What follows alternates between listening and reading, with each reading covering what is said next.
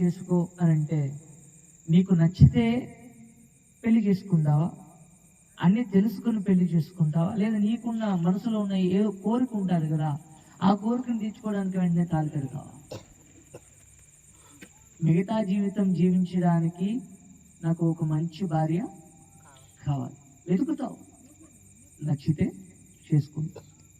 Christmas 24వ తారీఖున 23వ తారీఖున లేదా వారం రోజుల క్రిందతో క్రిస్మస్ కోసం బట్టలు కొనడానికి షాపులకు వెళ్ళాం. వెళ్ళిన షాపులో దూరిపోయి బట్టలు కొనేస్తావా? లేదా నీకు నచ్చే, నీవు మెచ్చే బట్టలు దొరికేంత వరకు ఎన్ని షాపులు ఉన్నాయో అన్ని షాపులు తిరిగే ప్రయత్నం చేస్తావా? అన్ని షాపులు తిరిగే ప్రయత్నం చేస్తాం. కట్టుకునే గుడ్డ కోసం తిరుగుతాం, అన్ని షాపులు తిరుగుతాం, దొరికేంత వరకు తిరుగుతాం. తినే తిండి కోసం, మంచి తిండి కోసం తిరుగుతాం. ప్రతి హోటల్కి వెళ్ళి కనుక్కొని మరీ తినే ప్రయత్నం చేస్తాం. తిండి విషయంలో వెతుకులాట ఉంది మనకు, గుడ్డ విషయంలో వెతుకులాట ఉంది మనకు. ఎవరితో స్నేహం చేయాలి, ఎక్కడ స్నేహం చేయాలి, ఎవరిని కట్టుకోవాలి, ఈ విషయంలో వెతుకులాట ఉంది. కానీ దేవుని విషయంలో వెతుకులాట అయితే మానవునికి లేదు. ఎవరైతే ఏముంది, మనిషి దృష్టిలో దేవుడు చిన్నగా ఉన్నాడు గనక, చిన్నగానే చూస్తున్నారు గనక ఆ దేవుని దగ్గర రాజీ పడిపోతున్నారు. అందుకే మన జీవితాలు మనకు అర్థం కాకుండా పోతున్నాయి. ఎందుకు పుట్టాం, ఎందుకు బ్రతుకుతున్నాం, అసలు నా జీవితంలో నేనేంటో తెలుసుకోవడానికి ఎవరుంటే నా జీవితం నాకు అర్థమవుతుంది. ఈ ఆలోచనలో మన మత్స్యకారులకున్న ఎక్కువ ఆలోచన విధానం ఏంటో తెలుసా అండి? వేటకెళ్ళానా, దొరికాయా, తిన్నానా, కుటుంబంతో ఉన్నానా, దాచుకోవాలా లేదు, దోచుకోవాలని ఉండదు. వెళ్ళానా, కష్టపడ్డానా, దొరికిందా, తిన్నానా, ఇదే బాపతి మనందరికీ ఉంది. అసలు ఎందుకున్నాను, నా లైఫ్ ఏంటి, నా లైఫ్ మీనింగ్ ఏంటి, ఇదేమీ లేదు. అందుకని నా జీవితం నాకు అర్థం కావాలి. నేను ఎందుకు పుట్టానో నాకు అర్థం కావాలి, ఎందుకు బ్రతుకుతున్నానో నాకు అర్థం కావాలి. లోకంలో ఉన్న వాళ్ళు తినడానికే కష్టపడుతున్నారు అని అంటే, కష్టపడిన పశువు కూడా బ్రతుకుతుంది లోకంలో. నీలనాల ఉదయం 5 గంటలకు డ్యూటీ ఎక్కి సాయంత్రం 6 గంటలకు డ్యూటీ దిగే పశువులు ఏవైనా ఉన్నాయండి? లేవు. కానీ అవి బ్రతుకుతున్నాయి. బ్రతకడానికే దేవుడు ఇవ్వాల, ఒక బ్రతుకును బ్రతకడానికి దేవుడు ఈ జీవితాన్ని ఇచ్చాడు.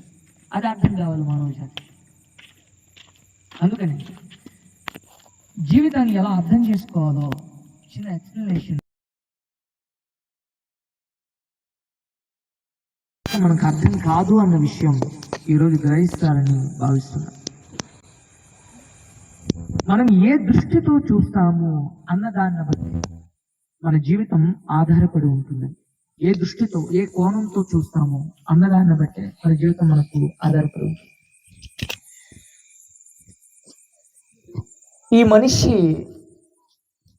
ఒక మనిషి కోసం మీరు వింటే,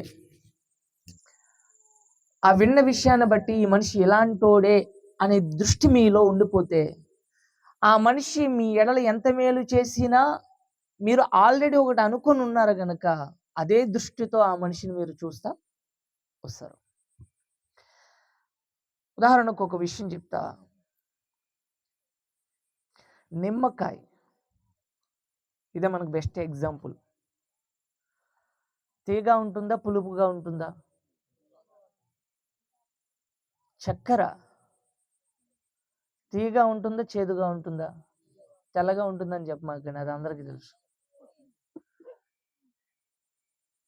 తీగా ఉంటుందా, చేదుగా ఉంటుందా? ఎలా తెలుసు మీకు? నిమ్మకాయ పులుపుగా ఉంటుందని చేత్తో పట్టుకొని చెప్పేస్తారా, లేదా రుచి చూసి చెప్పారా? మరి యేసుక్రీస్తు కోసం రుచి చూచి చెడ్డోనని చెప్పండి, అప్పుడు నమ్ముతాం. లేదా మంచోడని చెప్పండి, అప్పుడు నమ్ముతాం. టేస్ట్ చేయకుండా, ఆయన జీవితంలోనికి తొంగు చూడకుండా, ఈయన నా వాడు కాడు, ఈయనకు నాకు సంబంధం లేదు అనే డిక్లేర్ అనేది ఏ మనిషి చేయకూడదు. ఒక రకంగా చూస్తే మీరు ఎక్కడ పుట్టారో ఎవరికి పుట్టారో తెలియదు కానీ మన అందరం పుట్టింది ఆ దేవునికే. మూలంలోనికి వెళితే చచ్చిపోయిన తర్వాత చేసిన కర్మ కార్యాన్ని బట్టి నరకానికో లేదా నీ మంచితనాన్ని బట్టి నిత్య జీవానికో వెళ్తావు.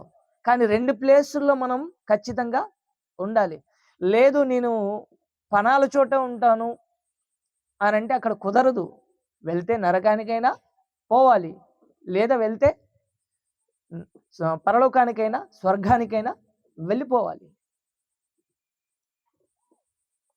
ఒకే తాటి మీదకు దేవుడు తీసుకొని వచ్చే ప్రయత్నం చేస్తున్నాడు. కానీ మనం ఆ దేవుని పేరిట విడిపోయే ప్రయత్నమే చేస్తున్నాం.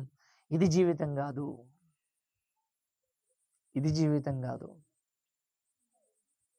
మరి ఏంటి మన జీవితం? ఏ దృష్టితో మనం మన జీవితాన్ని మనం అర్థం చేసుకోవాలి? మన లైఫ్లో సరైనటువంటి దృష్టికోణం లేకపోతే జీవితాన్ని చక్కదిద్దుకోలేమండి. సరైనటువంటి దృష్టికోణం ఉండాలి. సరైనటువంటి ఆలోచన విధానం ఉండాలి. బ్రాడ్ మైండ్ అనేది లేకపోతే, విశాల హృదయం లేకపోతే ఏ మనిషితో మనం కలివిడిగా ఉండలేం. బంధం బరువు అని అనుకుంటే బరువు అనుకున్న వాడికి ప్రతిబంధము బరువే. ఏ బంధము నాకు బరువు కాదు, ఇది నా బాధ్యత అని అనుకుంటే ఎంత బంధమైనా ఆ బంధంలో ఎన్ని సమస్యలున్నా ఆ బంధం బాధ్యతగానే, ప్రేమగానే, సమాధానకరంగానే ఉంటుంది. ఇదంతా మనం చూసే దృష్టిలోనే ఉంది. మన ఒక వ్యక్తిగత జీవితాన్ని గూర్చి సరైనటువంటి దృష్టికోణం మనం చూసినప్పుడే మన ఆలోచన విధానం ఒక వ్యక్తి పట్ల, లేదా ఒక దేవుని పట్ల, లేదా ఒక గ్రంథం పట్ల, ఒక పరిస్థితి పట్ల పాజిటివ్గా మంచిగా ఉన్నప్పుడే మనం మంచి వాళ్ళం అవుతాం. ఆడా అండి అన్నావు అని అంటే నువ్వు ఏ దృష్టితో ఆడా అండి అని అంటున్నావో ఆ స్వభావం ఆ మనిషిలో ఉందో లేదో తెలియదు, కానీ నీలో ఉంది. ఆడి కోసం చెప్పమాకండి అని అంటూ ఉంటారు అప్పుడప్పుడు. ఆ మనిషి అంటే ఆ మనిషి ఎలా అంటాడండి, అలా అంటాడండి అని అంటూ ఉంటారు. అది మనం చూసే దృష్టికోణం.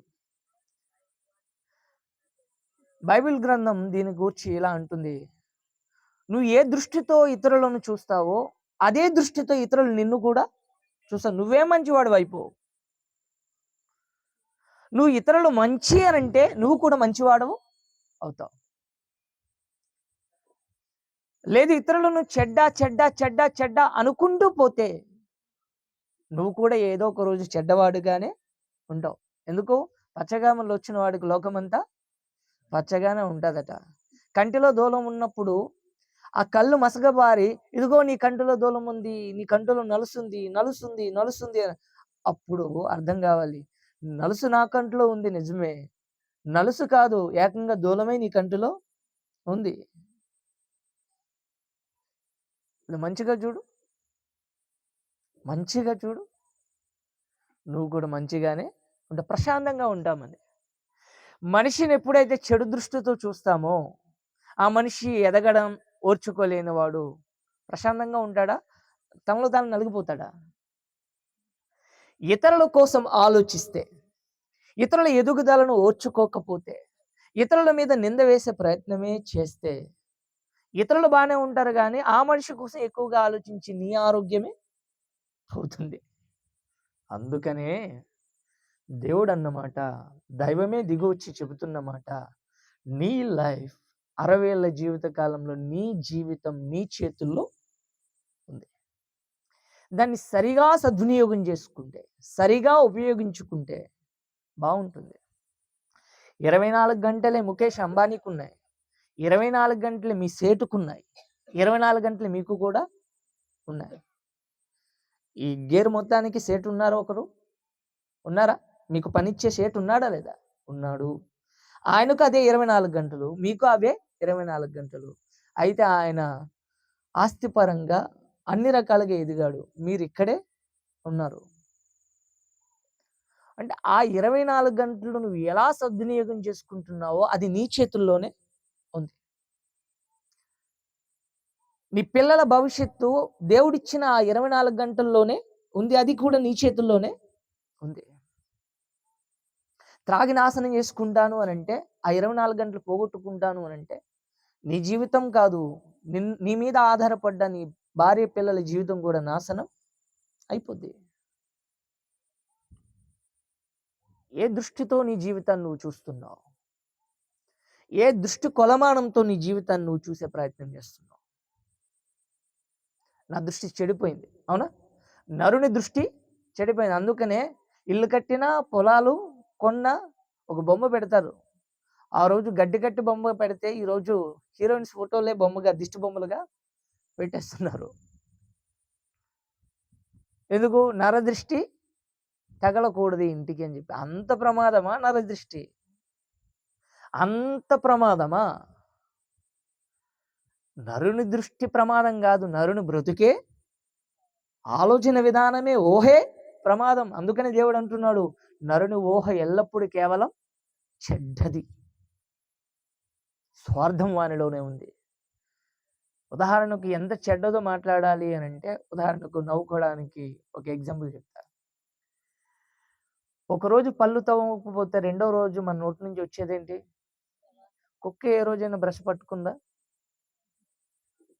నువ్వు మాంసమే తింటావు, అవి ఎముకలు కూడా తినేస్తుంది, కానీ దాని నోరు స్మెల్ రాదే. ఏ జీవి బ్రష్ పెట్టి పళ్ళని క్లీన్ చేయదే? పోనీ పశువులు పక్కన పెట్టండి, నీ కడుపును పుట్టిన నీ బిడ్డ పళ్ళతో ఉంటావా? ఓ సంవత్సరం వరకు, లేదా 6 నెలల వరకు, సంవత్సరం వరకు పళ్ళతో ఉంటావా? 2 సంవత్సరాల వరకు పళ్ళతో ఉంటావా? తోమవే, పాలు పెట్టేస్తావు, ఆహారం పెట్టేస్తావు, కానీ స్మెల్ ఏం రాదు. నీ హృదయ సువాసనే నీ అవయవాలకు కూడా వాటిల్లుతుంది. నీ హృదయ దుర్గంధమే నీ అవయవాలకు కూడా వచ్చేస్తుంది. మనిషి చెడ్డవాడు, ఎంత చెడ్డవాడు అని చెప్పడానికి ఇంతకంటే ఎగ్జాంపుల్ ఇంకొకటి లేదు. నరుని జీవితం చెడ్డది, ఊహ చెడ్డది, ఆలోచన విధానం చెడ్డది.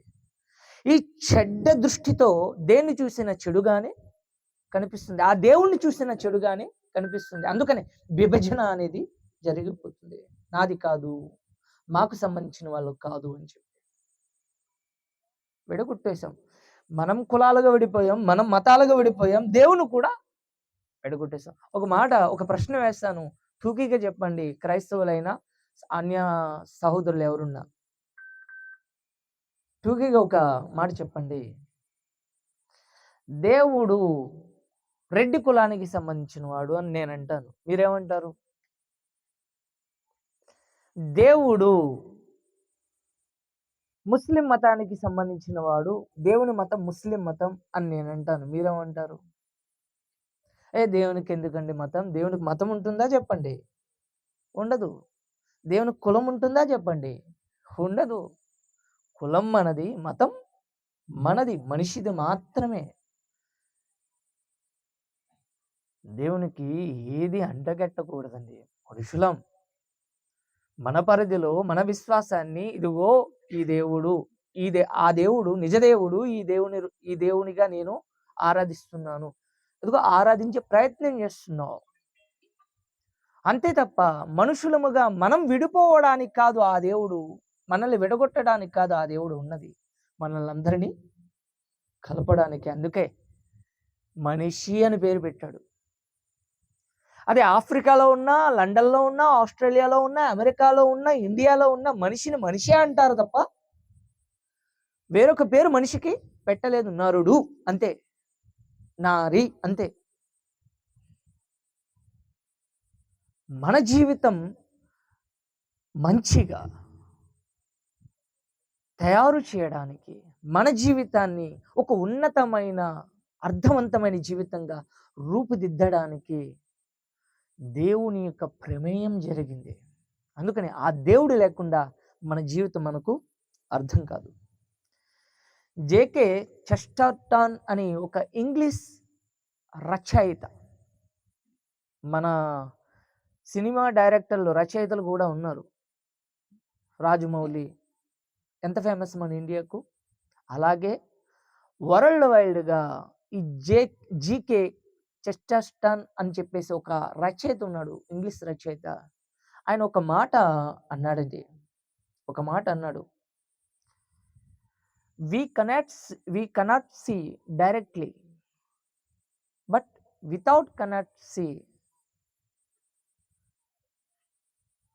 anything.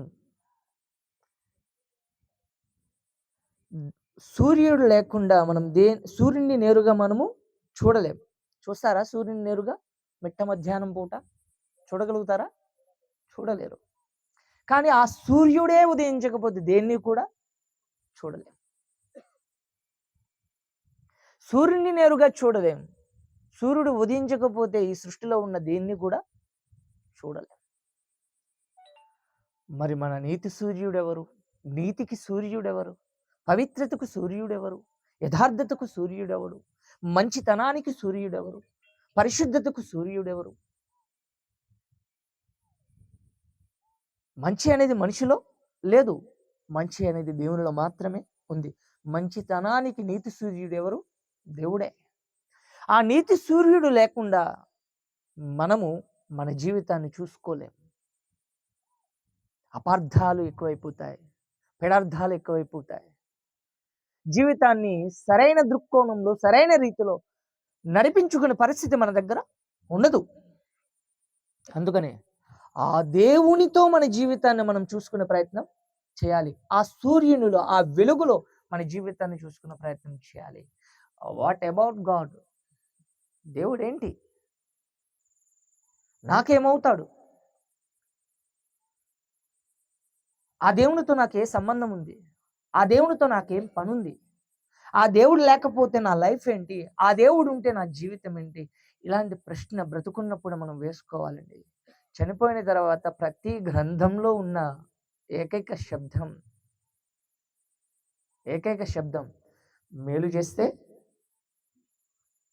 స్వర్గం, కీడు చేస్తే నరకం.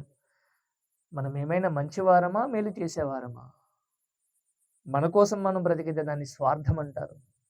ఇతరులను కొట్టుకుంటూ బ్రతికితే దాన్ని అసూయ లేదా అహంకారం లేదా గర్వించి ఆశించి మరింతగా లాక్కునే ప్రయత్నం బలత్కారం అని అంటారు. గజం స్థలం కోసం కొట్టుకున్న అన్నదమ్ములు లేరా అండి సృష్టిలో, సొసైటీలో? 1,00,000 రూపాయల కోసం విడిపోయిన అన్నదమ్ములు లేరా అండి? మంచి ఎక్కడుంది మనలో? అంత కీడే. సో ఈ కీడును బట్టి చూసుకుంటే, ఏ గ్రంథాన్ని బట్టి అయినా ఈ కీడును బట్టి, మనలో ఉన్న పాపిష్టితనాన్ని బట్టి చూసుకుంటే మనం ఎక్కడికి పోతాం?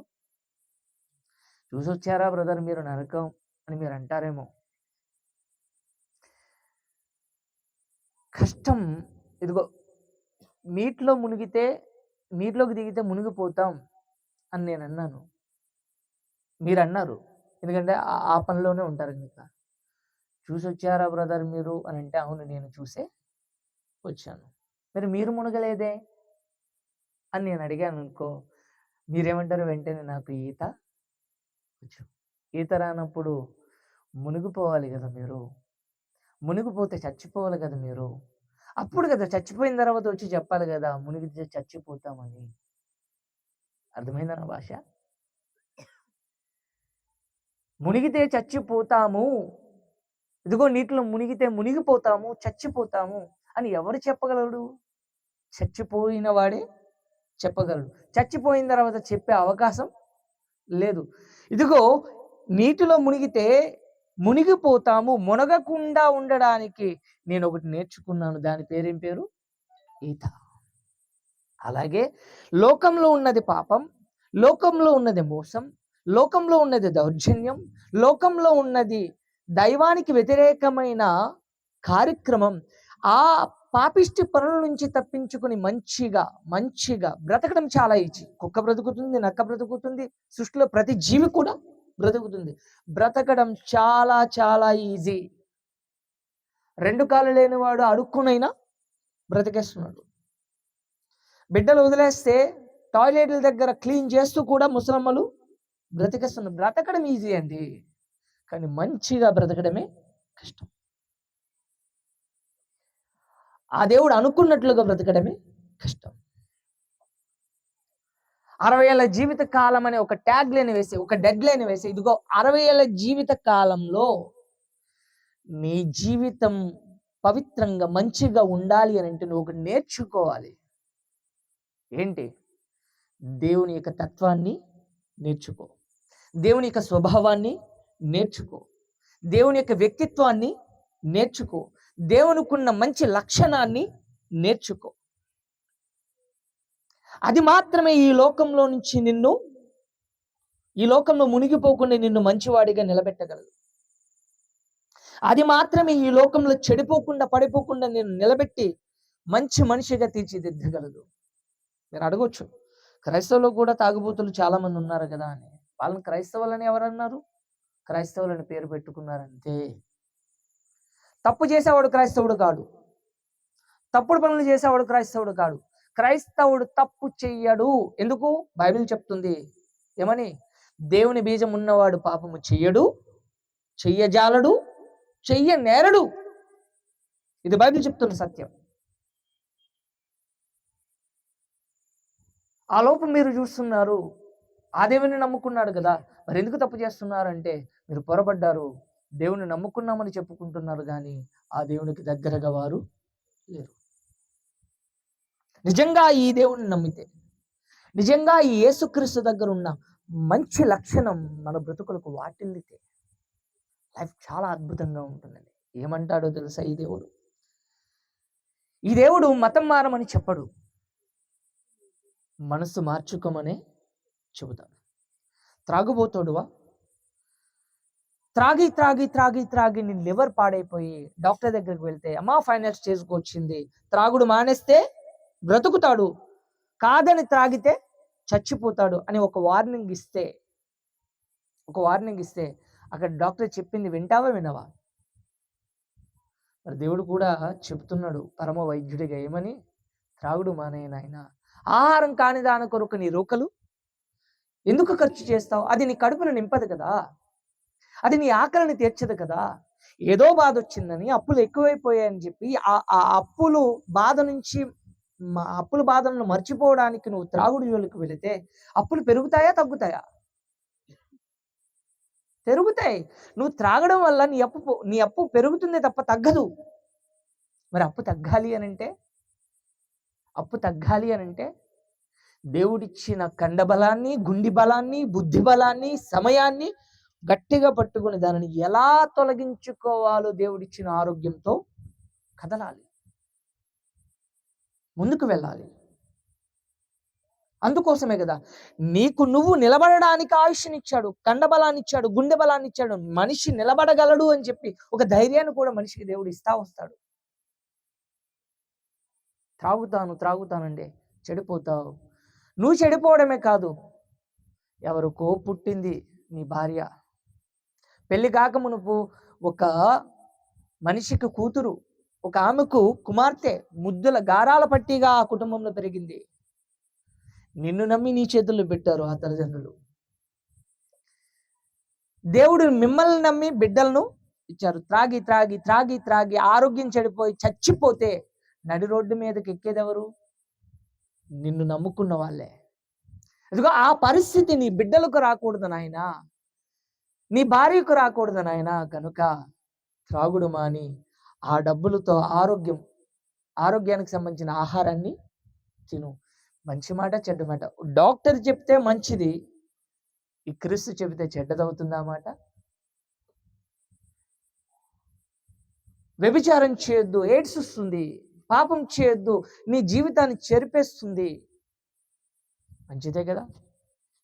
ఈ దేవుడు ఇంకా అన్నమాట ఏంటో తెలుసా అండి? ఇంకా అంటున్న మాట తెలుసా? ఒక ఆడబిడ్డను చూస్తే జ్ఞానముతో ఆమెను అక్క అని పిలు. ఎందుకు? ఏ గర్భాన పుట్టావో ఆ గర్భంలో నువ్వే కాదు, నీ అక్క కూడా పుట్టింది. ఆమె కూడా ఒక ఆడపిల్లే. ఆడపిల్లే నీకు భార్య, ఆడపిల్లే నీకు కడుపున పుట్టే కుమార్తె, ఆడపిల్లే నీ చెల్లి, నీ ఆలి, నీ చెల్లి. ఇన్ని పాత్రలు పోషిస్తుంది ఒక ఆడబిడ్డ. కనుక నీ దృష్టి ఎలా ఉండాలి? కట్టుకునే నీ భార్య తప్ప కనిపించే ప్రతి ఆడపిల్లను అక్క, అమ్మ భావించు. అందుకనే ఒక వేశ్య, ఒక వ్యభిచారి మీ కళ్ళ ముంగిటికి వస్తే 10 మందితో తిరిగిందిరా అనే ఆ వార్త, ఆ విషయం మీకు తెలిస్తే, ఆమె 10 మందితో తిరిగిన ఆమె మీ ముంగిటకు వస్తే మీరు ఒక్కరే ఉంటే మీ దృష్టి ఎలా ఉంటుంది? ఎవరు లేరు, చెడు పని చేసేద్దామా అనేది మన భావన. అదే స్థానంలో ఆ దేవుడు ఉంటే ఏం చేస్తాడో తెలుసా? అమ్మా అంటాడు. వేశ్యను కూడా ఏమన్నాడు? అమ్మా అంటాడు. అది దైవ లక్షణం, దేవుని దృష్టి అది. ఇదిగో ఆ దృష్టితో నువ్వు చూడు నాయన ఒక ఆడబిడ్డను అని అంటున్నాడు. అందుకనే మనిషి ఎలా చూడాలో, ఒక ఆడబిడ్డతో ఎలా వ్యవహరించాలో, ఒక భర్తతో ఎలా వ్యవహరించాలో, ఒక తల్లిదండ్రులతో ఎలా వ్యవహరించాలో, తోటి మనిషితో ఎలా వ్యవహరించాలో, ఎలా మాట్లాడాలో తెలియదు గనుక ఒక తండ్రిగా, ఒక వెల్ విజర్గా, ఒక గైడ్ ఇవ్వడానికి దేవుడే భూమి మీదకు వచ్చాడు. దుష్ట శిక్షణ శిష్ట రక్షణ అని నేను చదివిన పురాణాలలో చదివాను. దుష్టులను శిక్షించడానికి దైవావతారం జరిగింది, తనను నమ్మిన వారిని రక్షించడానికి దైవావతారం జరిగింది అని చెప్పి. దుష్టులను శిక్షించాలి అని అనుకుంటే భూలోకంలో మంచివాడు ఎవడైనా ఉన్నాడా? మంచివాడు ఎవడైనా ఉన్నాడా? ఎవ్వరూ లేరు. అందరూ చెడిపోయాం, ఏ భేదము లేదు. అందరూ దేవుడు అనుగ్రహించే మహిమను పొందలేక పాపంలో పడిపోయారు. ఏదో ఒక కులమానంలో తప్పు చేశాం. మనమేంటో మన మనస్సాక్షి మనతో బాగా చెబుతుంది. అరే రాత్రి గదిలోకి వెళ్ళి తలుపు వేసుకుని మొబైల్లో నువ్వు చూసేది, ఎవరితో ఏం మాట్లాడుతున్నావు, ఎవరి కోసం ఏం మాట్లాడుతున్నావు, ఇవన్నీ మన మనస్సాక్షి చెబుతుంది. నువ్వు నటించవచ్చు మంచివాడుగా, కానీ మనం చెడిపోయిన వారమే. మనలో లోపం ఉంది, అసూయ ఉంది, కలహం ఉంది, క్రోధం ఉంది, పట్టింపు ఉంది, గర్వం ఉంది, అహంకారం ఉంది. ఇది ఉండకూడదు మనిషికి. మనిషి మంచివాడుగా మారాలి అని అంటే దేవుడు ప్రత్యక్షం కావాల్సిందే. అందుకే దిగి వచ్చాడు నేర్పడానికి. త్రాగుబోతు వాడితో త్రాగొద్దు అని చెప్తున్నాడు. త్రాగితే ఏమవుతుంది అని అంటే నీ ప్రాణం పోతుంది, నీ కుటుంబం రోడ్డు మీదకు వస్తుంది, నువ్వు సంపాదించిన సంపాదన నిర్వీర్యం అయిపోతుంది అని అంటున్నాడు. ఇదిగో వ్యభిచరించొద్దు, పాపిష్టి పనులు చేయొద్దు. చేస్తే ఏమవుతుంది అని అంటే ఆఖరికి నీ ప్రాణం పోయి చెడ్డ పేరు నీకు మిగిలిపోతుంది. చెడ్డ పేరు నీకెందుకు రా అన్న అని ఒక తండ్రి స్థానంలో ఉండి కొడుకుకు చెప్పుకున్నట్లుగా చెప్పుకుంటున్నాడు ఆ దైవం. పిల్లలారా మీ తల్లిదండ్రులకు లోబడండి. ఎందుకు అనంటే రేపటి దినాన మీరు కూడా తల్లిదండ్రులు అవుతారు, మీ పిల్లలు మీకు లోబడాలి అనంటే ఇదిగో ముందు మాదిరికరంగా మీరు మీ తల్లిదండ్రులకు లోబడండి. అలా లోబడినప్పుడే మంచి మర్యాద ఆప్యాయతలు అనేవి మనుషుల మధ్య ఉంటాయని చెప్పి లోబడమని చెప్పడానికి ఆ దైవం వచ్చింది. ఎవరి గది వాళ్ళకున్నప్పుడు, ఎవరి గది వాళ్ళకున్నా మీ అందరి భావజాలం ఆలోచన విధానం ఒక్కటే ఉండాలి. నీ తండ్రి ఉన్నాడే, ఆ తండ్రి ఏ ఆలోచనతో ఉన్నాడో అది మంచిదైతే భార్య తండ్రి అడుగుజాడల్లో నడాలి, భర్త అడుగుజాడల్లో నడాలి, పిల్లలు ఆ తండ్రి అడుగుజాడల్లో నడాలి. తొలి నిర్ణయం తుది నిర్ణయం భర్త తీసుకుంటే ఆ ఆలోచనకు ఆ నిర్ణయానికి కుటుంబం అంతా ఏకీభవించాలి. ఇది మర్యాద క్రమం అని కుటుంబ క్రమాన్ని నేర్పించడానికి ఆ దేవుడు భూమి మీదకు వచ్చాడు. మంచి చెప్పడానికి వచ్చాడు. ఎక్కడ ఇదిగో ఈ దేవుడు ఈ చెడు చెప్పాడు అనడానికి ఏమైనా ఉందండి? ఒక మాట చూపిస్తారు. ఒకటి ఉంది కదండి, ఏంటి? ఇదిగో నేను భూమి మీద అగ్నివేయ వచ్చి తిని అత్త కోడలకి కోడల అత్తకును విరోధము పెట్ట వచ్చి తిని. ఈ మాట అర్థం కాలేదండి. ఇంకొక మాట చెప్తున్నారు, ఏమన్నా తెలుసా? ఇదిగో ఈయన శాడిస్ట్ దేవుడు అండి. ఎంత శాడిస్ట్ దేవుడు అని అంటే తనకంటే ఎక్కువగా ఎవరిని ప్రేమించొద్దంటాడు ఈయన. ఈ ప్రశ్నలండి. మీలాంటి వాళ్ళ దగ్గరకు వస్తే మీరు మౌనంగా ఉంటారా? ఆ మాట నెగ్గుద్దేమో. మాలాంటి వాళ్ళ దగ్గరకు వచ్చారు అని అంటే బాగోదు, అవతల వాడు సిగ్గుపడి వెళ్ళాల్సి వస్తుంది. నాకంటే ఎక్కువగా నీ తల్లిని తండ్రిని ఎవరిని ప్రేమించొద్దు అని ఎందుకన్నాడో తెలుసా? ఎలా ప్రేమించాలో నీకు తెలియదు. నన్ను ప్రేమిస్తే భార్యని ఎలా ప్రేమించాలో నీకు తెలుస్తుంది. మరీ చెడ్డవాడ అనుకుంటేనండి ఏమన్నాడు తెలుసా? పెళ్ళైన దంపతులతో నీ దేహాన్ని నువ్వు ఎలా ప్రేమిస్తావో, నిన్ను నువ్వు ఎలా ప్రేమించుకుంటావో నీ భార్యను కూడా అలాగే ప్రేమించు అని ఎందుకంటాడు? ముదిమియందు నీ తల్లిదండ్రులు నిర్లక్ష్యం చేయొద్దు. అలా నిర్లక్ష్యం చేస్తే మీ దీపాన్ని ఆర్పేస్తాను, మీ ప్రాణాన్ని తీసేస్తానని ఎందుకు భయపెట్టి తల్లిదండ్రులను ముసలితనంలో చూసుకోవాలని జాగ్రత్తలు చెప్తాడు? మరి ఈ మాట ఎందుకు అంటున్నాడు అని అంటే, ఒకటే ఆయన ఉద్దేశం అర్థం కాలేదు. మనం అర్థం చేసుకోవడంలో లోపం తప్ప దేవుని ఆలోచన ఏనాడు లోపం గలదిగా ఉండబోదు. ఆయన ఆలోచన పవిత్రమైనది. అర్థం చేసుకోవడంలో మనది లోపం. ఎందుకన్నాడు తెలుసా? నన్ను ప్రేమిస్తే నీ భార్యని ఎలా ప్రేమించాలో నీకు తెలుస్తుంది. నీ తల్లిదండ్రులకు ఎలా లోబడాలో, నాకు లోబడితే ఎలా లోబడాలో నీ తల్లిదండ్రులకు తెలుస్తుంది. రేపటి దినాన నీ పిల్లలు నీకెలా లోబడాలో అర్థమవుతుంది. అత్తకి విరోధం పెట్టవచ్చు తిని, అవును జరుగుతుంది. ఎప్పుడు యథార్థంగా నీ కోడలుంటే, నాటకాలు ఆడే అత్తకు కోడలికి ఎప్పుడు గొడవలే జరుగుతాయి. నువ్వు నిజాయితీగా మాట్లాడితే అబద్ధాలు మాట్లాడేవాడికి నచ్చదు. అక్కడ జరిగేది ఏంటి? గొడవే. నువ్వు ఉన్నది ఉన్నట్లుగా మాట్లాడితే ఉలికెక్కువ అని అంటారు. ఉన్నది ఉన్నట్లుగా మాట్లాడితే ఉలికెక్కువ అని అంటారు. అలా ఉన్నది ఉన్నట్లుగా మాట్లాడితే నచ్చని వారితో నీకు వైరమే ఉంటుంది. ఆ ఉద్దేశం మీద ఆ మాటను రాయించాడు తప్ప విడగొడతాడా అండి? విడగొట్టేవాడైతే ఎక్కడో ఉన్న ఒక స్త్రీని తీసుకొని వచ్చి నీతో ఎందుకు కలుపుతాడు? ఇద్దరిని కలిపిన తర్వాత మీరు ఎరుగని బిడ్డలను మీలో నుంచి ఎందుకు మీకు ఇస్తాడు? ఆయన తండ్రుల హృదయాలను పిల్లల తట్టుకు, పిల్లల హృదయాలను తండ్రుల తట్టుకు తిప్పడానికి వచ్చాడు. ఈరోజు మొబైల్ పట్టుకుని ఎవరి గదిలో వాళ్ళు ఉన్నాం. తండ్రితో మాట్లాడడానికి కూడా, కొడుకుతో మాట్లాడడానికి కూడా, భార్యతో మాట్లాడడానికి కూడా సమయం లేదు. మొబైల్తో ఉన్నంతసేపు నా భార్యతో ఉన్నాను, నా కొడుకుతో ఉన్నాను, నా తండ్రితో ఉన్నాను అని ఎవరైనా ఇక్కడ అంటారా? నా కొడుకు నా గుండెకాయ కాదు, నా మొబైల్ నా గుండెకాయ. ఈరోజు మాట ఇలా తలదించి ఇట్లా ఉండిపోతాం మొబైల్కి దగ్గరగా. అంత స్థానం ఇచ్చాం. అంటే ఎవరి ప్రపంచం వారిది. ఇంట్లో అందరికీ తలొక బైబిల్ ఉంటుందో లేదో తెలియదు, కానీ ఇంట్లో తలొక మొబైల్ ఉంటుంది ఖచ్చితంగా. వేరైపోయారండి. తల్లి ప్రపంచం తల్లిది, కొడుకు ప్రపంచం కొడుకుది, భర్త ప్రపంచం భర్తది.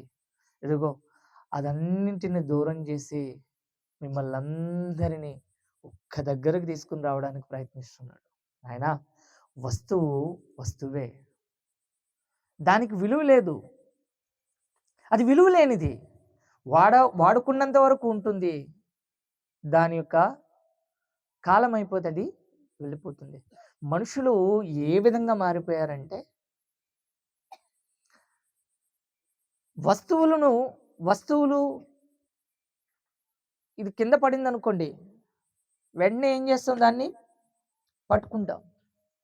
పాడైపోయింది అనుకోండి, వెంటనే అది బాగు చేసేంత వరకు మన మనశ్శాంతి ఉండదు. వస్తువులకు విలువనిస్తున్నాడు, మనిషికి విలువనివ్వకుండా పోతున్నాడు. మనుషులకు విలువనివ్వాలి. మనిషి విలువైన వాడు. ఎంత విలువైన వాడు అని అడిగితే, ఏంటి నేనేంటి, నా జీవితం ఏంటి అని మీరు ఒకవేళ ప్రశ్నించుకుంటే ఏంటో చెప్పమంటారా అండి? దేవుడే సర్వాన్ని సృజించిన సృష్టికర్తే నీకోసం భూమి మీదకి దిగొచ్చేంతటి విలువైనది నీ జీవితం.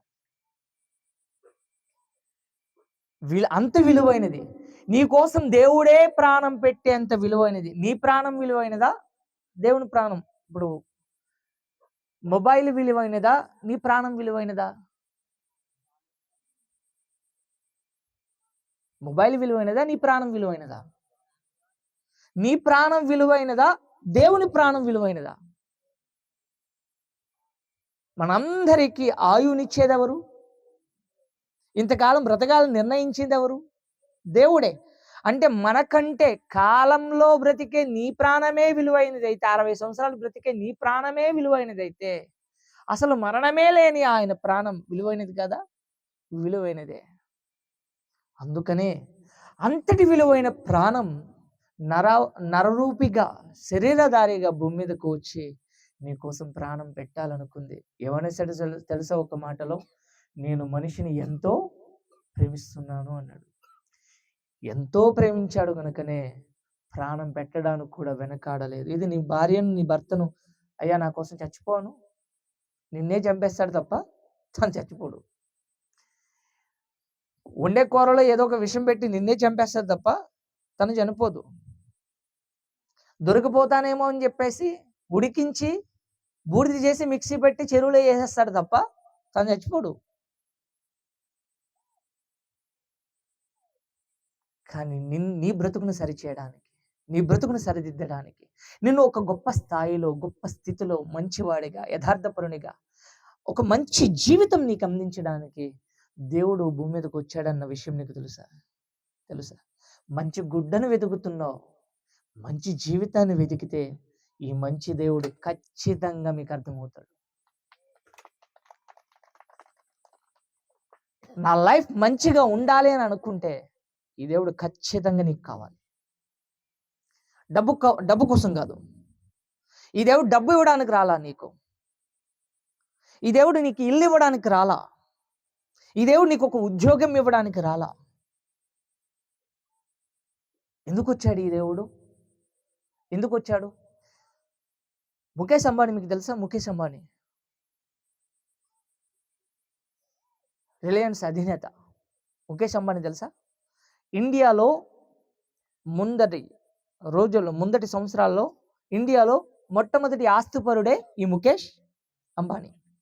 ఇప్పుడు అదానీ మొదటి స్థానానికి వస్తున్నాడు, కానీ ఆస్తి విషయంలో ముఖేష్ అంబానీయే మొదటి స్థానం మన భారతదేశానికి.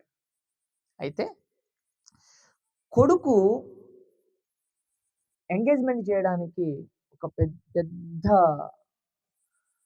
స్టేజ్ వేసి కొడుకు ఎంగేజ్మెంట్కి అందరినీ పిలిచాడు. కొడుకుకు ఒక కుదరని రోగం ఉంది. ఎప్పటికప్పుడు రక్త మార్పిడి చేయాలి. ఎంత డబ్బుని ఏం ప్రయోజనం? రోగం అంటూ ఒంట్లో పెట్టుకుని తిరుగుతూ వస్తున్నాడు, ఏడుస్తున్నాడండి. డబ్బు ఉంటేనే ఆనందం అని అనుకుంటే పొరపాటు, అధికారం ఉంటే ఆనందం అని అనుకుంటే పొరపాటు. ఇదేది నీకు ఆనందాన్ని, సమాధానాన్ని, నెమ్మదిని ఇవ్వదు అని చెప్పడానికి ముఖేష్ అంబానీ జీవితమే ఉదాహరణ. భారతదేశంలో మొట్టమొదటి ఆస్తిపరుడు. మనకు ఇది శీతాకాలం, వర్షాకాలం రావడానికి ఎన్ని నెలలు ఎదురు చూడాలి చెప్పాలి? వేసవికాలం రావడానికి ఇంకా 3 నెలలు మనం ఎదురు చూడాలి. ఆ తర్వాత వర్షాకాలం రావడానికి ఇంకొక 3 నెలలు ఎదురు చూడాలి, అవునా? కానీ ముఖేష్ అంబానీ ఎదురు చూడడం.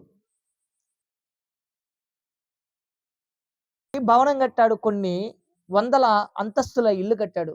ఒక అంతస్తులో శీతాకాలాన్ని పెట్టాడు, ఒక అంతస్తులో వర్షాకాలాన్ని పెట్టాడు. ఇదిగో రేవంత్ రెడ్డి సముద్రాన్ని హైదరాబాద్కి, ఆర్టిఫిషియల్ సముద్రాన్ని హైదరాబాద్కి తీసుకొని వస్తాను అని వార్తలు విన్నారు సీఎం రేవంత్ రెడ్డి గారు. విన్నారా? ఆర్టిఫిషియల్ సముద్రాన్ని హైదరాబాద్కు తీసుకొని వస్తామని. ఒక మనిషి ఎక్కడో సముద్రం తెలంగాణలో లేదని యాత్రికుల విలాసం కొరకు ఆర్టిఫిషియల్ సముద్రాన్ని ఏర్పాటు చేసుకున్నట్లుగా ఈ అంతస్తులలో కూడా ప్రతి కాలాన్ని కూడా ఏర్పాటు చేసుకున్నాడు. ఎవరు? ముఖేష్ అంబానీ. కాలు పెట్టి నడిచే ప్రయత్నం లేదు. కానీ ఆ కొడుకు ఎంగేజ్మెంట్లో ఏడుస్తున్నాడండి, తెగ ఏడుస్తున్నాడు. కొడుకు ఏడుస్తున్నాడు, తండ్రి ఏడుస్తున్నాడు. ఇంత డబ్బు ఉంది కానీ మాకు సమాధానం లేదు, నెమ్మది లేదు. ఉన్నదాన్ని కాపాడుకునే ప్రయత్నమే జరుగుతుంది, లేనివాడికి ఎలా సంపాదించాలన్న ప్రయత్నమే జరుగుతుంది. కానీ ఈ దేవుణ్ణి నమ్ముకుంటే సమాధానమే దొరుకుతుంది. మా దగ్గర లేకపోవచ్చు డబ్బు, మా నిరీక్షణ ఒక్కటే, ఉన్న దానితో సంతోషపడి ఉన్న జీవితాన్ని నెమ్మదిగా ముందుకు తీసుకుని వెళ్ళాలి. ఒకరికి కీడు చేయకుండా, ఒకరిని మాట అనకుండా, ఒకరిని గాయపరచకుండా, ఒకరి చెడు కోరుకోకుండా, అందరి మంచిని కోరుకుంటూ, అవసరమైతే వారి ఎదుగుదల కొరకు మేము కూడా సహకరిస్తూ బ్రతకాలన్నదే మా దేవుని యొక్క ఆలోచన, లేదా మన దేవుని యొక్క ఆలోచన. అందుకనే అన్నాడు, నీ శత్రువును సైతం క్షమించు, నిన్ను హింసించు వారి కొరకు ప్రార్థించు, నిన్ను వలె నీ పొరుగు వారిని ప్రేమించు. ఏంటి, ఇంతకు మించి ఆ దేవుని మంచితనాన్ని గురించి చెప్పడానికి వీలే లేదు కదా. మరి ఆ దేవుడు మాకు దేవుడు కాదని ఎలా అనగలుగుతారు? ఆ దేవుడితో మేమున్నామని మీరు చెప్పుకుంటే ఈ లక్షణాలు మనలో ఉండాలి కదా, మనలో ఉండాలి కదా.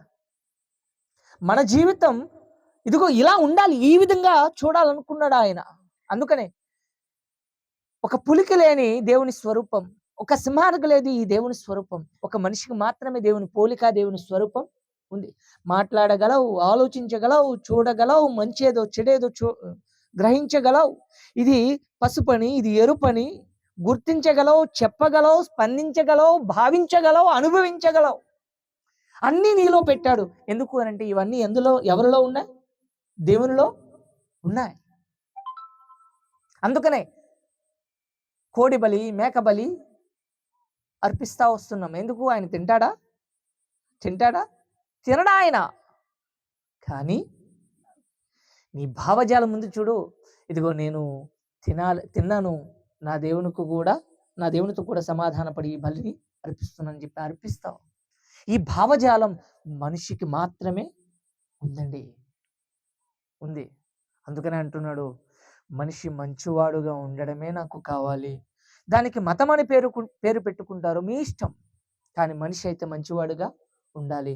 ఆ మనిషికి రావాలి అని అంటే, ఆ మంచి మనిషిలో ఉండాలి అంటే, ఆ మనిషి జీవితం సమాధానకరంగా, డబ్బక్కరలా. దేవుణ్ణి అడగవలసింది డబ్బు కాదండి, ఇల్లు కాదండి, ఉద్యోగం కాదండి. దేవుణ్ణి అడగాల్సింది ఒకే ఒక్కటే, నేను ఏ స్థితిలో ఉన్నా ఆ స్థితిలో నాకు సమాధానం కావాలి, నెమ్మది కావాలి, ప్రశాంతత కావాలి. ఒక సాఫ్ట్వేర్ ఎంప్లాయీ, నెలకు 8 లక్షల జీతం, 4 ఫ్లోర్ల బిల్డింగ్. రాత్రి మందు తాగితేనే కానీ ఆ సాఫ్ట్వేర్ ఎంప్లాయీకి నిద్ర రాదు. ఉద్యోగం చేసి వచ్చాడు, పైన ఉన్నాడట. కింద నుంచి కిందకు చూస్తే ఒక గుడిసె, ఇలాంటి గుడిసె ఆరు బయట మంచం వేసుకొని గొర్రక పెట్టి నిద్రపోతున్నాడట ఒక భేదవాడు. అప్పుడు సాఫ్ట్వేర్ ఎంప్లాయీ అనుకుంటున్నాడు, ఆడి జీవితం నాకెందుకు లేదు అని. మనం అనుకుంటాం వాళ్ళని చూసి, ఇలాంటి లైఫ్ నాకు ఎందుకు లేదు. వాడి దగ్గర డబ్బు ఉంది, నీ దగ్గర ప్రశాంతమైన నిద్ర ఉంది. ఈ నిద్రను కూడా హాస్పిటల్ దగ్గర కొనుక్కోవడానికి డబ్బును తగలేసే ధనికులు లేరా? ప్రశాంతంగా నీకు నిద్ర ఉంటుంది అని అంటే అంతకు మించి దేవుడు ఇంకేం ఇవ్వాలి నీకు? నీ కుటుంబంతో నువ్వు బ్రతకగలుగుతున్నావు అంటే అంతకు మించి ఇంకేం ఇవ్వాలి నీకు? ఆరోగ్యంతో నువ్వు ఉన్నావు అని అంటే అంతకు మించి ఇంకేం ఇవ్వాలి నీకు? దేవుడిచ్చిన ఈ ఆరోగ్యంతో, నీ కుటుంబంతో మంచిగా బ్రతకడానికి ఆ దేవుని దగ్గరకు రండి. మతం మారొద్దు, మీ మతంలో మీరే ఉండండి. ఎస్, నేనొక ఇండియన్, మొదట నేను భారతీయుణ్ణి. తెలుసుకున్న తర్వాత క్రీస్తుని అంగీకరించి క్రైస్తవుని అయ్యాను. క్రైస్తవుని అయినంత మాత్రాన నేను ఇండియన్ని కాకుండా పోతానా? క్రైస్తవుని అయినంత మాత్రాన నేను ఇండియన్ కాకుండా పోతానా? నేను ఇండియనే ఎట్ ది టైం, నేను క్రైస్తవునే. నేను మతంలో లేను, మంచి మార్గంలో ఉన్నాను, మంచితనంలో ఉన్నాను, నలుగురిని ప్రేమించమని చెప్పే దేవుని దగ్గర ఉన్నాను, నన్ను హింసించే వారి కొరకు ప్రార్థించమని నాకు నేర్పే దేవుని దగ్గర ఉన్నాను. మీ అందరి కొరకు ప్రార్థించాలని ఒక బాధ్యత కలిగి, ఒక భారాన్ని నా మీద పెట్టి, మీకు కనబడకపోయినా, మీరు నాకు కనబడకపోయినా, అర్ధరాత్రి ఒక సేవకులముగా మీ అందరి కొరకు మోకరించి ప్రార్థించమని మాతో చెప్పే దేవుని దగ్గర నేను ఉన్నాను. మీ ముందరకు వచ్చి 10 రూపాయలు ఇస్తేనే ప్రేమ కాదు. మీరెక్కడున్నా మీరు బాగుండాలని కోరుకునేదే నిజమైన ప్రేమ. అది మా దేవుడు లేదా మన దేవుడు, మనందరి దేవుడు మనకు నేర్పాడు. నిజమైన దేవుడు ఇదే నేర్పుతాడు. అందుకండి ఈ దేవునికి మేము దాసులం అయిపోయాం. ఇలాంటి మంచి దేవునికి మతాన్ని అంటగడదామా? ఇలాంటి దేవుడు నా దేవుడు కాదని చెప్పగలమా? చెప్పుకోగలమా? అందుకనే చేతనైతే దేవుడు ఒక్కడే.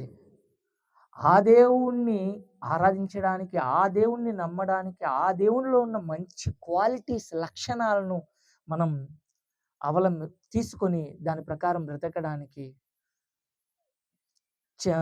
చిన్నబోకూడదు లేదా తక్కువ చూపు చూడకూడదు. దానికి మన అహంకారం, మన మతం, మన కులం, మన డబ్బు అడ్డుపడకూడదు. చేతనైతే రుచి చూసి, అందుకనే అన్నా స్టార్టింగ్లో, తెలుసుకొని చెడ్డోడా మంచోడా చెప్పండి తప్ప తెలియకుండా నాకు సంబంధించిన వాడు కాడు అని ఏనాడు మీరు చెప్పండి. తెలుసుకొని చెప్పండి, తప్పేమీ కాదు కదా. నేను తెలుసుకున్నాను అబ్బాయి, ఇది కాదు చెప్పు. నిజంగా తెలుసుకుంటే, మరలా చెప్తున్నా, నిజంగా తెలుసుకుంటే ఈ దేవుని వదలవు. కలుగుని ప్రార్థన చేసుకుందాం. సర్వోన్నతుడా, ఎముకల కొరికి చెల్లిలో నువ్వెందుకు వచ్చావు? మమ్మల్ని ప్రేమించావు గనుకనే. నువ్వెందుకు వచ్చావు? నీ మంచిని మాకు నేర్పి సాటి మనిషిని ప్రేమించమని చెప్పడం కొరకనే, క్షమించమని చెప్పడం కొరకనే, సాటి మనిషి జీవితం బాగుండాలన్న కోరికతో బ్రతకమని చెప్పడం కొరకనే, బంధాలుగా కలపడానికి, చెడును తొలగించడానికి, మనిషిని మనిషిగా, మంచివాడిగా, దైవంగా తీర్చిదిద్దడానికే నీవు నరునిగా ఈ భూమి మీద కూర్చోవన్న విషయం మనిషి తెలుసుకోలేకపోతున్నాడు. అందుకే మనిషి జీవితం మనిషికి అర్థం కావడం లేదు నాయన. నువ్వు లేకుండా సూర్యుడిని మేము నేరుగా చూడలేం. ఆ సూర్యుడు లేకుండా దేనిని చూడలేం, ఏ పని మేము చేయలేం. ఇది మాకు అర్థమైతే, సూర్యుడిని కలిగించిన నీతి సూర్యుడవు నీవు, మంచివాడవు నీవు, యథార్థపరుడవు నీవు, పవిత్రుడవు నీవు. మాలో ఆ పవిత్రత కనబడాలి అనంటే తండ్రి, నిన్ను బట్టే ఆ పవిత్రత మేము కలిగి ఉండగలం. నీవు లేకుండా ఎలా బ్రతకాలో మాకు తెలియదు. నిన్ను ఒక మతపరమైన దేవునిగా, ఈ దేవుడు క్రైస్తవులకే దేవుడు, మాకు దేవుడు కాడు అని అనుకునే ఆ భావజాలం నుంచి ఇక్కడ ఎంతమంది అయితే తండ్రి నిన్ను వేరుగా చూస్తున్నారో ఆ భావనలో ఉన్నవారిని దయతో విడిపించండి. తెలియక వాళ్ళు అలా ఉన్నారు తండ్రి. వారి కోసం మేము ప్రార్థిస్తున్నాం. వారి కుటుంబాలు బాగుండాలి, వారికున్న అనారోగ్యం తొలగింపబడాలి, వాళ్ళు మంచి వాళ్ళుగా, మాకంటే గొప్పవాళ్ళుగా, ఒక ఉన్నతమైన మంచి వ్యక్తులుగా, వారి కుటుంబాలను, వాళ్ళకు పుట్టిన పిల్లలను గొప్పవారిగా తీర్చిదిద్దగలిగేంతటి గొప్పవారిగా, మాకంటే గొప్ప వ్యక్తులుగా వారు మారాలి. అందుకు వారిని దీవించండి. ఈ దేవునిలో ఉన్న మంచి ఏంటో తెలుసుకునే ప్రయత్నం, ఆలోచించగలిగే ఆలోచన వారికి అనుగ్రహించండి. నిన్ను నమ్ముకున్నామని చెప్పుకుంటూ, నువ్వు పుట్టామని చెప్పుకుని బ్రతికేస్తున్నామే తప్ప, ఎందుకు పుట్టావు, ఏ మంచిని మాలో పెట్టడానికి పుట్టావు, ఏ మనిషి దగ్గర నిన్ను చూపించడానికి, నీ మంచితనాన్ని చూపించడానికి పుట్టావు, ఆ మంచితనం, ఆ దైవ లక్షణం మాలో లేకుండానే తండ్రి మేము నీ వాక్యానికి వ్యతిరేకంగా బ్రతుకుతున్నాం. క్రైస్తవమని చెప్పుకుంటున్నాం కానీ అల్లరి, అపవిత్రత మాలోనే ఎక్కువగా ఉంది. దయతో మమ్మల్ని కూడా పరిశుద్ధపరచండి. మేము మారాలి. మా మార్పు నిజంగా ఈ దేవుని నమ్ముకుంటే మార్పు అనేది ఉంటుందని మమ్మల్ని చూసి ఇతరులు మార్పు చెందుతారు తండ్రి. అట్టి భాగ్యం మా అందరికీ అందించండి. ఇటు విలువైన విషయాలు చెప్పించడానికి నీ కుమారుని లేవనెత్తారు. సమూయేలు గారి కుటుంబాన్ని దీవించండి, ఆశీర్వదించండి. ఆ సహోదరునికి ప్రోత్సహించిన డేవిడ్ బ్రదర్ని, యోనా బ్రదర్ని, ఈ గేర్లో ఉన్న పెద్దలను, ప్రముఖులను, అధికారులను మంచి మనస్సుతో ప్రార్థన పెట్టుకోవడానికి కూడా ఏకీభవించిన మా సహోదరులను, అన్య సహోదరులను, వారి కుటుంబాలను అందరినీ దీవించండి. స్థానికంగా ఈ ప్రాంతంలో పరిచర్య చేసే సహోదరులు, మా ఆప్తులు, నీ సేవకులు ఏలియా గారిని కూడా జ్ఞాపకం చేసుకునండి. వాక్యానుసారంగా, ఆత్మ సంబంధంగా, సమాధానకరంగా సంఘాన్ని ఎలా కట్టాలో మరింతగా నీ కుమారునికి నేర్పండి. మరింతగా నీ సేవలో నీ కుమారుని వర్ధిల్లింపచేయండి. ఆ సంఘాన్ని దైవికంగా కట్టడానికి, వాక్యానుసారంగా కట్టడానికి నీ కుమారునికి బుద్ధి జ్ఞానాన్ని మరింతగా అనుగ్రహించండి. సంఘ బిడ్డలను దీవించండి. మరొక్కసారి ఈ ప్రాంతానికి నీ చిత్తమైతే నీ కుమారుడు ఏలియా గారి ద్వారా ఈ ప్రాంతానికి రాగలిగే భాగ్యాన్ని అనుగ్రహించండి. నా కుటుంబ సభ్యులు తండ్రి, వీరంతా తండ్రి, ఆ రోజు జాలరులను మాత్రమే నువ్వు కావాలనుకున్నావు. వారిలో మంచితనం ఉంటుంది. ఇదిగో ఆ జాలరులే ఇక్కడ కూర్చున్న జాలరులు, మత్స్యకారులు. వీరిని కావాలనుకున్నావు గనుకనే ఎక్కడో ఉన్న నన్ను నడిపించావు, నీ కుమారుని ప్రేరేపించి. వీరందరినీ దీవించండి, ఆశీర్వదించండి. నీ కృపకు పాత్రులుగా ఎంచమని చెప్పిన ప్రతి విషయాన్ని మనసులో పెట్టుకుని నీ దగ్గరకు రాగలిగే భాగ్యాన్ని ప్రసాదింపజేయమని, నీ కొరకు బ్రతికే భాగ్యాన్ని అనుగ్రహించమని మా ప్రభు అయిన యేసుక్రీస్తు అతి పరిశుద్ధ, శ్రేష్టమైన, పవిత్రమైన నామమునందు పరమ తండ్రి, పరిశుద్ధ తండ్రి, ఈ ప్రార్థన మనవులు సమర్పిస్తున్నాం. ఆమేన్. Thank you. గట్టిగా చప్పట్లు కొడుతూ ప్రభుని కనపడతాం. చాలా మంచి విషయాలు ఎందుకంటే మన ఇద్దరు దేవుడు చక్కని విషయాలు మరి మాట్లాడినారు. ఎంతమందికి అర్థమైంది? దేవుని స్తోత్రం. అందరి చేతి పెట్టున్నారు. ప్రభు ఆ మాటలు హృదయాలలో మరియ భద్రపరుచుకున్నట్లుగా, పౌలు శీలల మాటలు లూదియా హృదయంలో భద్రపరుచుకున్నట్లుగా, మరి దైవజన ద్వారా మాట్లాడిన మాటలు అది లోకరీతిగాను మనందరికీ వాక్యానుసారంగా వైపులో అనేక రంగస్లో చక్కని వాస్తవాలు విషయాలు మరి ప్రభు క్లుప్తంగా మాట్లాడారు కనుక ఆ మాటలన్నీ మన హృదయంలో ప్రభు మరి నాటి మన కుటుంబాలను కూడా అనేకులకు దీవెనకరంగా మార్చునుగాక. ప్రార్థన చేసుకున్నాం. పరిశుద్ధ ప్రేమ కలిగిన తండ్రి, నామం బట్టి స్తుతిస్తున్నాం. ఈ దాసుల ద్వారా మాట్లాడిన ఉదయకాలం మాటలు, ఈ రాత్రి మాటలు మా అందరి హృదయాలలో అవి ఫలించునుగాక తండ్రి. ఏ దుష్టుడు వెతుకొని పోకుండా యవనస్తులు, పసిబిడ్డలు, వృద్ధులు, స్త్రీలు, పురుషులు, పిల్లలు అందరిలో జీవం కలిగిన మాటలు అది ఫలింపజేసి ఇదిగో అనేకులకు నాయన నీ నామమును బట్టి దీవెనకరంగా మార్చుటకు ప్రతి ఒక్క బిడ్డ నీ వైపు త్రిప్పబడును గాక.